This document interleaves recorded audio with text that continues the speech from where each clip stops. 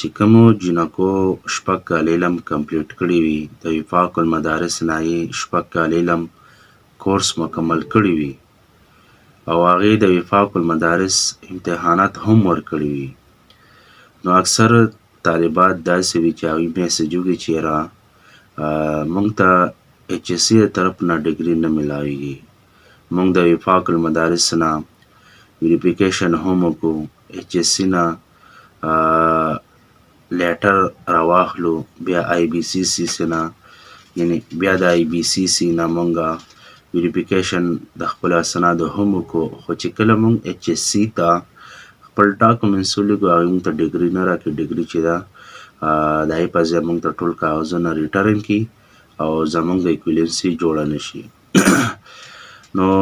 دې کې ټول نه اهم وجه دا ده چې کله تاسو وفاق نه ویریفیکیشن هم وکړئ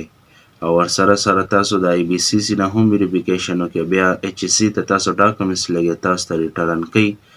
د هغې وجه دا کیږي چې یاره ستاسو په اسنادو کې وقفه نه وي. د وقفې مطلب دا دی، په دې خبره تاسو ځان پوه کړئ چې کومو جینکو شپږ کال علم کمپلیټ کړی دی نو هغوی ته ډایرکټ د HSC د طرف نه MA عربي اسلامیک ایکویلنسي ډګري نشي میلاویدلی. د هغې وجه دا ده چې دغه جینکو دپاره 8 کال علم کورس کمپلیټ کول لازمي دي. تاسو بیا 8 کاله کورس څنګه کمپلیټ کوئ، د هغې طریقه کار به څنګه وي؟ کومو جینکو چې شپږ کال علم کمپلیټ کړی دی دغه جینکې به داسې وکړي، یا دغه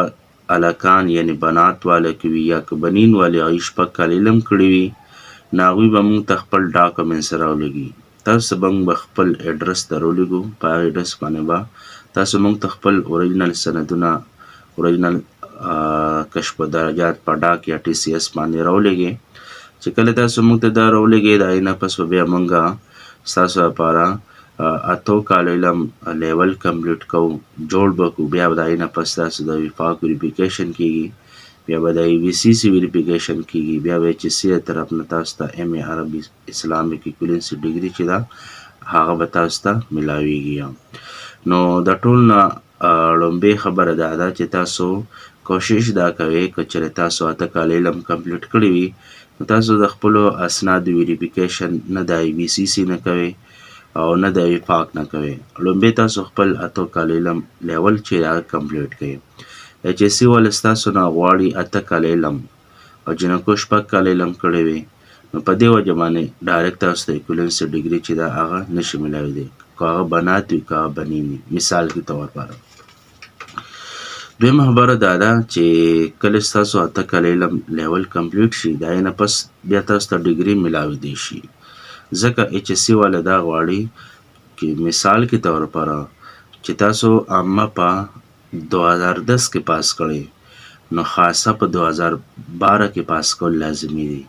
د دې عامې او د خاصې په منځ کې د 1 کال ګیپ راوستل دا لازمي دي. نو که چېرې تاسو د بناتو اسنادو ته وګورئ د هغوی په درجو یعنې اسنادو په منځ کې وقفه نه وي، جینکو دا یې چل کړي چې هغوی 2010 کې عامه پاس کړي، حالانکې د جینکو خو عامه نه وي، هغوی 2010 کې خاصه اول پاس کړي، بیا 2011 کې هغوی ډایرکټ خاصه دوم پاس کړي، نو په دې وجه دوی ته دا مشکلات چې د هغه پیدا شي. نو د هغې لپاره بیا وفاق المدارس دا ترتیب رایشتی دی چې دغه جینکې چې دوی به 8 کال علم لیول کمپلیټ کړي د هغې نه پس بیا تاسو ته MA عربي اسلامیک ایکویلنسي ډګري چې ده هغه میلاویدی شي. نو MA عربي اسلامیک ایکویلنسي ډګري به تاسو څنګه حاصلوئ؟ دا کم واتساپ نمبر چې تاسو ته ښکاري په دې باندې موږ سره کانټیکټ هم کولی شي یا ډایرکټ موږ ته کال وکړئ، تاسو لپاره موږ 8 کال علم لیول کمپلیټ کړو، د هغې نه پس بیا ستاسو